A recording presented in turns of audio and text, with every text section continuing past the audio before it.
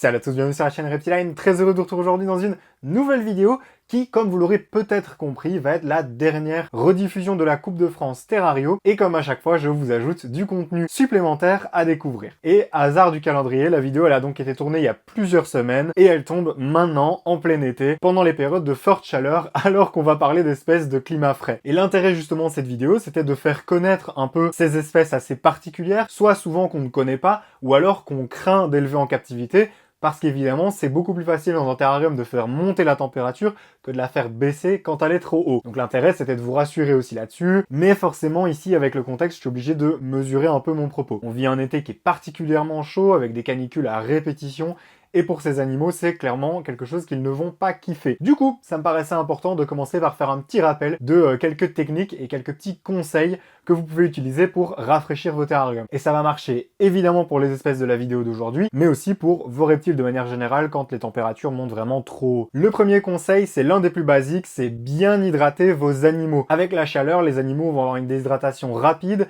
les terrariums tropicaux vont s'assécher beaucoup plus vite aussi, donc on n'hésite pas à vaporiser régulièrement les espèces qui peuvent être vaporisées, c'est-à-dire toutes les espèces de milieu tropical, ou même les espèces plutôt forestières sèches, les Pantherophis guttatus par exemple, n'hésitez pas à les vaporiser aussi. Évidemment, on met pas de l'eau froide parce que ça pourrait créer un gros choc thermique, on va mettre une température ambiante, 2-3 degrés en dessous, c'est très bien, ça va venir rafraîchir l'environnement, et faites attention bien sûr aux substrats, il y a des substrats qui sont pas adaptés pour la vaporisation, tout ce qui va être sable, aspen, etc. Mais par contre, la tourbe de coco, ça marchera sans problème, et même vos espèces désertiques, le snake bedding par exemple, ça se vaporise très bien. Et par contre, pour toutes les espèces tropicales, là on vaporise beaucoup plus. Ce qu'on va faire aussi, et ça c'est pour toutes les espèces, c'est changer les bols d'eau et mettre de l'eau fraîche. Vos reptiles, de toute façon, ils aiment pas boire. Dès que l'eau elle est un peu stagnante, qu'il y a un film bactérien qui se dépose dessus, ils iront pas. Donc on change l'eau plusieurs fois par jour s'il faut, mais vraiment de l'eau fraîche, et vous allez voir qu'ils vont y aller. N'hésitez pas à le remplir devant eux aussi, il y a beaucoup d'animaux, notamment beaucoup de lézards, et même simplement le pogona par exemple, quand ils voient l'eau couler, c'est ça qui va leur donner l'envie d'aller la boire. Le deuxième conseil, c'est celui qu'on donne souvent à appliquer sur vos pièces, pour rafraîchir votre maison. La journée, quand il fait chaud, vous fermez les stores, vous fermez tout, vous essayez de garder un maximum la fraîcheur de la maison à l'ombre. Le soleil qui tape sur les vitres, ça chauffe de fou, donc on se met vraiment dans le noir. Pour vos terrariums, n'hésitez pas à couper tous les éclairages, tous les chauffages. Oui, ça plongera vos animaux dans le noir et ça perturbera un petit peu leur cycle de vie, mais ce sera de toute façon beaucoup moins grave que des chaleurs extrêmes. Et même des LED, ça chauffe plus que ce qu'on croit, ça va augmenter la température de 2-3 degrés, et dans ce genre de conditions, 2-3 degrés de moins, ça peut vraiment changer les choses. Donc on coupe tout, et quand le soleil se couche et que la nuit arrive, là par contre, on ouvre toutes les fenêtres, on crée des passages d'air, vraiment on aère la pièce et on fait rentrer l'air frais de l'extérieur. Si vous avez des ventilateurs, c'est très bien, utilisez-les, ou encore mieux si vous avez une clim. Mais là, vous n'êtes pas concerné par les problèmes de chaleur. Là où ça peut devenir dangereux, c'est que pendant les longues canicules, et parfois le soir, il y a même plus de fraîcheur. C'est-à-dire qu'on essaye de faire rentrer l'air, et en fait, l'air de dehors, il est aussi chaud qu'à l'intérieur. Dans ces cas-là,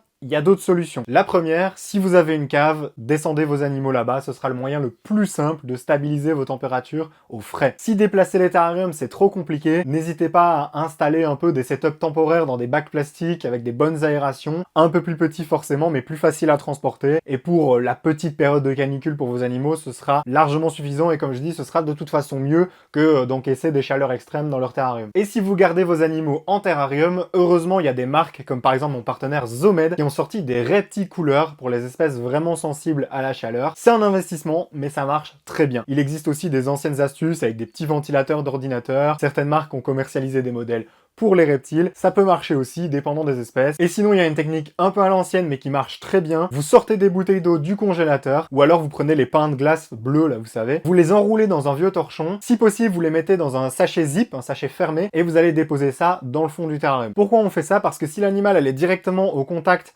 de l'élément gelé, je vais dire, eh bien, il risquerait de se brûler dessus. Et en fait, cette poche de glace, cette zone fraîche, elle va faire l'inverse de ce qu'on fait habituellement dans un terrarium, en créant un point chaud grâce à une lampe chauffante. Là, c'est votre environnement qui est chaud, et on va créer plutôt un point frais où l'animal va pouvoir aller pour se thermoréguler et avoir une température un peu plus basse. Chez moi, en tout cas, c'est particulièrement visible chez les serpents, ça marche très bien. La mandarinus, les aménis, souvent ils vont se cacher près de la zone où j'ai mis le point frais. Voilà pour mes petits conseils. Le plus important avec ces chaleurs-là, c'est de faire attention à vos animaux, de faire attention à vous et à vos proches aussi, parce que tout le monde est sensible à cette chaleur. Mais si vous appliquez tous les conseils que j'ai donnés et que vous êtes particulièrement attentif pendant cette période, sachez que c'est tout à fait possible d'avoir des espèces de climat frais. Ces espèces en question, elles peuvent apprécier le frais pour plusieurs raisons. raison, et pour ça, je vais vous laisser le découvrir avec la vidéo, et nous on se retrouve à la fin pour parler de 2-3 espèces en plus. On va repartir d'où on s'était laissé la dernière fois. On avait fini la vidéo en parlant du triton marbré, l'espèce européenne, que je possède chez moi. L'une des particularités de cette espèce est de vivre totalement dans nos climats, et donc d'être habituée à des températures plutôt fraîches. Et même si les espèces européennes sont fortement réglementées et donc relativement difficiles d'accès, il existe partout dans le monde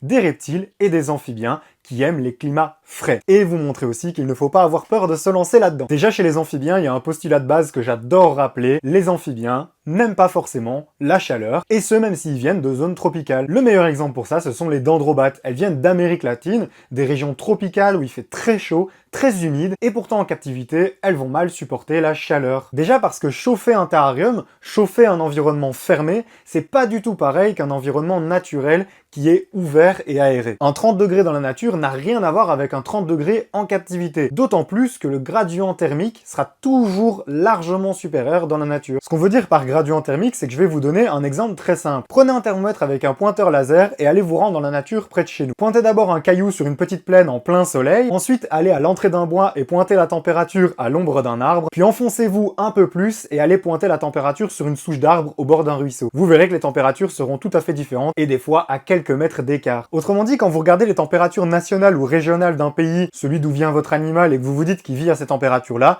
eh bien parfois vous vous trompez. Tout dépend du milieu et de la niche écologique qu'il habite. En l'occurrence, les dendrobates, pour la quasi-totalité des espèces, vivent au sol dans les zones humides et fraîches de la forêt tropicale. Certaines espèces comme les Ranitomea et les Zoophaga par exemple, sont même encore plus sensibles aux fortes chaleurs. J'élève à titre personnel un couple de Ranitomea French Guyana, une espèce adorable mais assez timide, qui vont être des toutes petites dendrobates avec une tendance un peu plus arboricole et surtout un besoin de fraîcheur. Dans ce cas-ci, on parle de fraîcheur, mais on reste dans une zone tropicale. Attention donc à avoir des températures stables et à ne pas descendre trop bas. Il y a un juste milieu, selon les espèces, variant généralement entre 20 et 24 voire 26 degrés. Elles ont la réputation d'être plus compliquées et plus fragiles. C'est pas forcément le cas. De nouveau, c'est des animaux qu'il faut comprendre et respecter leur mode de vie. Et si vous le faites bien, vous aurez la chance de voir apparaître des jeunes, comme pour toutes les autres espèces. Et bien sûr, puisque la nature est bien faite, il y a toujours des exceptions. Par exemple, je vous dis que la plupart des grenouilles aiment le frais et l'humidité, mais des espèces comme la Philomédusa sauvagi vit dans des régions plutôt sèches et adore la chaleur. Les Crusioila sylviae, par exemple, que je vous ai présenté aussi, qui sont mes petites pépites, dorment en plein soleil, adorent les UV. Maintenant, qu'est-ce qui se passe si on va voir des espèces qui aiment vraiment le frais et qui peuvent vraiment faire face à des températures basses dans leur milieu naturel? Par basse, j'entends en dessous de 20 degrés. Et bien pour ça, rendons-nous dans les forêts primaires de haute altitude d'Asie du Sud-Est. Car qui dit haute altitude dit forcément fraîcheur. Et quand on parle de ça en parlant de grenouille, l'espèce qui vient en premier lieu, c'est évidemment la grenouille mousse. Et là vous allez vous dire, oh non Reptilime, tu vas encore nous casser les pieds avec ta Teloderma corticale, on la connaît, on sait que tu l'adores, tu nous en as déjà parlé, on la voit partout. Bon, c'est vrai, mais cette espèce elle est quand même incroyable, on va bien le reconnaître. Malgré tout, vous inquiétez pas, j'ai toujours des petites cartes dans ma manche. On a déjà bien parlé plusieurs fois de la Teloderma corticale, mais qu'en est-il de la Teloderma asperum, sa petite cousine? Corticale par-ci, corticale par-là, oui, mais les Teloderma c'est un genre qui compose plusieurs espèces, et certaines de ces espèces sont trouvables en captivité. Elles seront un peu plus rares que la corticale, qui était au final rare aussi, mais qui s'est pas mal démocratisée, mais pourtant il y en a d'autres qui sont moins connues. J'ai eu l'occasion d'observer par exemple des Teloderma leporosum ou bicolores lors de bourses, ou par exemple lors de mes visites aux zoos de Londres, mais ces espèces sont physiquement fort similaires à la corticale. En revanche, il y a une espèce fort différente qui m'intriguait beaucoup, la Teloderma asperum, l'une des plus petites représentantes. Cette espèce présente un physique très particulier qui lui a valu le nom charmant de grenouille caca d'oiseau. C'est terrible de faire ça, hein. Vraiment les scientifiques, vous vous rendez pas compte qu'elle va garder son nom toute sa vie. Tu nais, tu viens d'arriver dans le monde, t'as un bijou d'évolution, et il y a une autre espèce qui décide que tu vas t'appeler le caca. Bon, en réalité, elle a un deuxième nom un peu plus sympa, et qui pour le coup est plus logique par rapport à son physique, celui de grenouille lichen, puisque cette espèce, au lieu d'imiter les mousses de forêt classiques, va plutôt imiter le lichen qui pousse sur les branches. Et là aussi, c'est un mimétisme qui peut être très impressionnant. Cette espèce, elle a une aire de répartition un petit peu différente, plutôt portée sur la Malaisie notamment, mais pareil, ce sont des régions fraîches et une espèce qui aime l'humidité et qui aime les milieux aquatique. J'ai même été surpris en l'élevant de voir que c'est une espèce encore plus aquatique que la corticale. Elle est vraiment tout le temps dans l'eau. La journée, elle va dormir dans des troncs et des cavités aquatiques. C'est en fait là qu'elle va se reproduire et vivre les 3/4 de sa vie. D'où le fait en terrarium de leur fournir une large partie d'eau avec beaucoup de cavités de types différentes, des horizontales, des verticales, qu'elle puisse vraiment choisir. Pour ma part, et c'est pour ça qu'on a ce plan aujourd'hui, je suis devant mes mini terrariums qui me servent de terrarium de croissance pour les espèces que j'accueille. En l'occurrence, pour les Teloderma asperum, j'avais aménagé un mini paludarium qui est évidemment voué à changer, ça ne fait que quelques mois qu'elles sont chez moi, et j'ai remarqué déjà que j'aurais pu faire une partie aquatique beaucoup plus large. Bien sûr, c'est des choses qu'on découvre en élevant l'espèce, car les informations à son sujet sont très rares, et c'est toujours en apportant de la diversité à nos animaux qu'on en apprend plus à leur sujet. Ce qu'elles adorent par contre, ce sont toutes les lentilles d'eau qui se sont développées et qui leur permettent de se sentir en sécurité lorsqu'elles sont dans l'eau justement. Car ça reste malgré tout une espèce beaucoup plus timide et discrète que les Teloderma corticales. Je les ai entendus chanter que quelques fois, un chant très léger et très doux. Mais question comportement, les grenouilles mousses se montrent quand même beaucoup plus. Ce qui ne m'empêche pas d'adorer l'espèce. Je la trouve hyper fascinante, vraiment originale et avec un physique incroyable. Les yeux rouges injectés de sang, c'est vraiment superbe. Ça s'élève très bien en paludarium et c'est vraiment une superbe espèce. Perso, j'aime toujours améliorer la condition de vie de mes animaux, donc toujours prendre plus grand. Mais en soi, c'est une espèce qui pourrait très bien s'élever en trio dans un 30-30-45 étant donné sa toute petite taille. Mais si on veut vraiment voir des diversités de comportement et de l'activité, c'est toujours mieux de passer dans des terrariums plus grands, du moins au bout de leur croissance. Bon allez, j'arrête de vous bassiner avec mes grenouilles, j'ai encore de très belles espèces à vous montrer, mais j'ai aussi de très beaux reptiles et ce serait quand même dommage de pas les mettre en avant. Surtout qu'ici j'ai une espèce qui va très bien correspondre au thème de la vidéo. Voici Sichuan, ma couleuvre de jade, Euprepiophis mandarinus. Avec ce serpent, je suis revenu à mon tout premier amour de la terrario et surtout ma plus grande frustration, les serpents. C'est des animaux qui m'ont toujours fasciné et ça m'avait été jusqu'alors impossible d'en élever, comme souvent parce que les parents sont assez réfractaires. À force de temps, de patience et d'explication et surtout de choisir la bonne espèce au bon moment, ça a fini par passer et cette merveille a été l'heureux élu. Évidemment, ça m'empêche pas d'être à fond grenouille, mais ça a été un énorme accomplissement pour moi de pouvoir me faire kiffer avec des serpents, et surtout des espèces dont j'ai rêvé très longtemps. Déjà, vous l'aurez compris, si je vous en parle dans cette vidéo, c'est qu'il est originaire de régions fraîches. On est plus ou moins au même endroit que les Teloderma, mais dans un milieu un petit peu différent, avec ici les montagnes de Chine et du Vietnam essentiellement. Il existe plusieurs localités sur cette espèce qui vont avoir des tailles et des motifs un petit peu différents. En l'occurrence ici, je me suis pas foulé sur ce petit mâle, comme son nom l'indique, il est de la localité Sichuan. Souvent ce qui fait peur, c'est le fait qu'il aime les milieux frais. Mais rassurez-vous, ça reste une couleuvre, un serpent robuste, qui dans la nature peut parfois faire face à des périodes de chaleur. En captivité, il les tiendra très bien. Surtout à l'heure actuelle, où il y a énormément de modes de refroidissement de terrarium, ce qui vous permet d'élever ces serpents en toute sécurité. Ils vont aimer les températures ambiantes, et en été, faire un petit peu attention à la chaleur, mais s'il y a quelques jours de canicule, ça leur posera pas de problème. La première chose que j'ai adoré chez cette espèce, c'est son physique. Hyper étonnant, on a ces ronds jaunes et noirs sur tout son dos qui font vraiment penser aux motifs qu'on utilise parfois pour effrayer les oiseaux dans les arbres, ce qui pourrait d'ailleurs justement expliquer pourquoi il a cette robe, et sur le reste du corps cette couleur gris verdâtre avec des petits reflets rouges dans les écailles. C'est juste sublime, la diversité de couleurs, sa petite tête hyper adorable, ce serpent est magnifique. Autre qualité, il reste dans un petit gabarit. À titre personnel, j'ai choisi de l'élever dans un terrarium de croissance. Un terrarium de 60 par 40 par 40 que je vais bientôt changer, étant donné qu'il grandit vachement vite. Étant un petit mâle d'une taille plutôt raisonnable, je prévois de le passer pour le moment dans un terrarium d'1 mètre. Pour le décor, là où pour les grenouilles, j'ai l'habitude de faire des trucs hyper chargés en plantes, hyper complexes et tout, pour le serpent, je suis parti sur quelque chose de simple, mais de hyper efficace et bien pour lui. En l'occurrence, c'est un petit serpent fouisseur qui va donc se creuser des galeries et évoluer toujours sous la surface du sol. Pour ça, j'ai donc tapissé son terrarium de feuilles mortes de bambou afin qu'il puisse se sentir en sécurité et évoluer que ce soit dans ses galeries ou en surface, mais en alternant entre les feuilles mortes. Ça donne un rendu vraiment naturel, avec évidemment une bonne couche de substrat,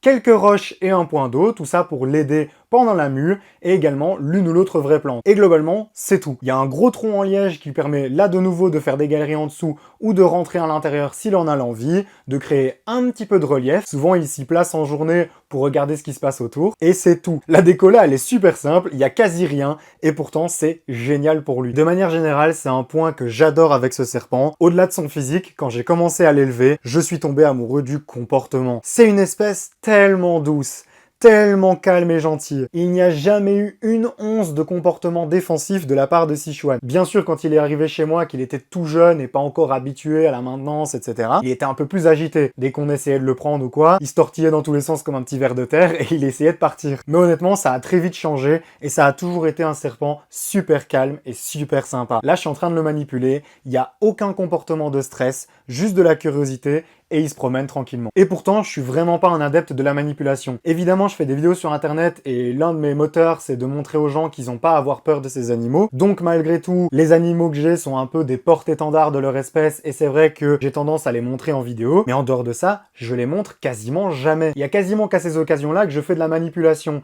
Et le but pour moi, c'est simplement que le serpent soit habitué à ça et que je puisse intervenir dans son terrarium ou le déplacer sans le stresser. Mais ce, sans faire de la manipulation à outrance. Et pour ça, Sichuan est tellement un serpent parfait et un bon exemple pour son espèce. Hop là, on est de retour dans le présent. Ce qui est marrant, c'est que dans la vidéo, je vous ai parlé de ma Mandarinus qui est un peu mon seul serpent de climat frais. Entre-temps, j'ai eu aussi les Aménis qui supportent assez mal la chaleur, même si elles vont venir d'environnements quand même plus secs, plus chauds de base. Mais on observe quand même cette petite préférence pour la fraîcheur, comme pour la plupart des espèces européenne, là où on avait commencé d'ailleurs avec le triton. Mais il y a une catégorie de reptiles et d'amphibiens qu'on n'a pas encore évoquée, c'est celle des lézards, et même si eux vont avoir généralement une meilleure résistance et même une préférence pour la chaleur, la plupart sont héliophiles, ils aiment la lumière, ils aiment la chaleur, ils vont la rechercher, eh bien il y a quand même aussi des espèces qui préfèrent le frais. Bien sûr, il y a le gecko à crête et toute la famille des Rhacodactylus que vous connaissez déjà sûrement. Alors eux, ils sont tous originaires de Nouvelle-Calédonie, et bien que ce soit une région tropicale, c'est une petite île qui est soumise au vent des alizés, qui crée énormément de passages de vent frais sur l'île, ce qui fait que c'est des animaux qui sont habitués à des températures plutôt fraîches, assez moyennes, mais qui globalement ont quand même une plutôt bonne résistance aussi aux petites périodes de chaud, parce que ça peut arriver qu'ils en aient aussi dans la nature. On a aussi le Tribolonotus, que vous connaissez bien sur la chaîne, qui lui par contre c'est un peu plus comme les dendrobates, c'est-à-dire qu'il est habitué à vivre dans les sous-bois,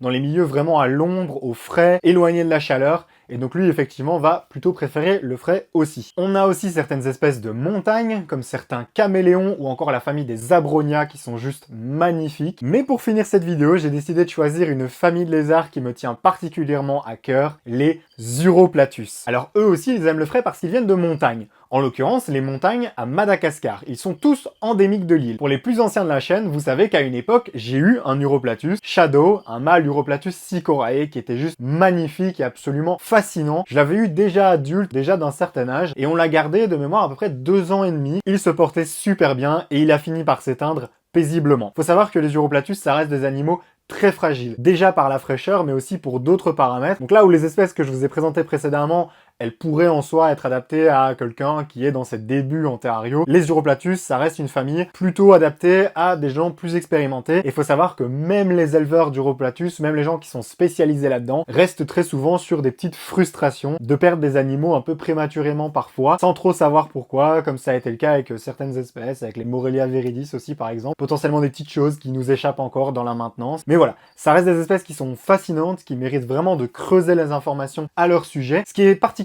chez eux, c'est leur physique. Ils sont vraiment hyper impressionnants. Ce sont des geckos, bien évidemment. L'une de leurs caractéristiques, elle se retrouve dans leur nom scientifique, Uroplatus, uro la queue, platus plat, les geckos à queue plate ou geckos à queue foliacée, car cette queue plate, justement, ressemble souvent à une feuille morte. D'ailleurs, en général, les plus petits représentants de cette famille, comme l'Uroplatus ebenoi ou l'Uroplatus fantasticus, vont justement imiter les feuilles mortes. C'est une imitation vraiment impressionnante, un mimétisme qui est fascinant. Étant des geckos nocturnes, la journée, on va vraiment les voir dormir pendus comme des feuilles mortes, pour se fondre dans leur environnement. Mais les plus impressionnants, ce sont ceux qui imitent les écorces, comme le Sycorae que j'ai eu, ou d'autres espèces, qui eux, la journée, vont dormir collés aux troncs et aux branches des arbres. C'est un mimétisme qui est tellement impressionnant que les naturalistes et les passionnés qui sont allés les observer dans leur milieu naturel disaient qu'en journée, ils sont vraiment invisibles. Le seul moyen de tomber dessus, c'est de mettre sa main sur une branche et de sentir un truc mou et de se rendre compte que c'était l'Uroplatus. Ce qui est assez impressionnant chez eux, c'est les replis de peau qu'ils ont un petit peu partout et qui leur permettent en fait vraiment de venir épouser la forme de l'écorce et qu'on ne puisse pas avoir de délimitation entre l'animal et le bois. Mais ce qui moi m'a vraiment choqué avec mon Sycorae à l'époque, c'est les changements de couleur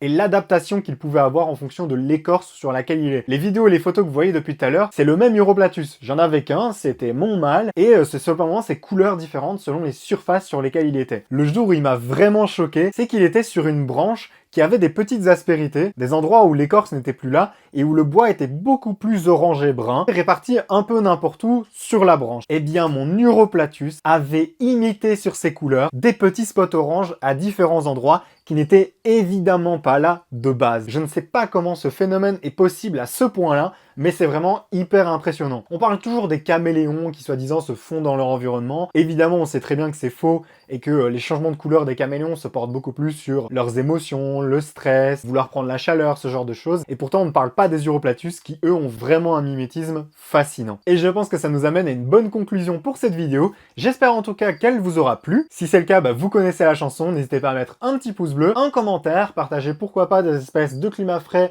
qui vous plaisent ou dont j'ai pas forcément parlé dans la vidéo. Si vous découvrez ma chaîne, n'hésitez pas aussi à vous abonner et faire un tour sur mes différents réseaux sociaux dans la description. C'était donc la dernière rediffusion de la Coupe de France Terrario que j'ai remporté. Encore un immense merci à tous. Dès les semaines prochaines, on repart sur de nouvelles vidéos et surtout à la rentrée, je vous prépare des dingueries. Bref, j'ai vraiment trop hâte de vous présenter ces nouveaux projets et j'espère que vous serez au rendez-vous. Dans tous les cas, merci d'avoir suivi cette vidéo. On se retrouve à très bientôt dans une prochaine du coup. C'était Reptilime. Ciao tout le monde!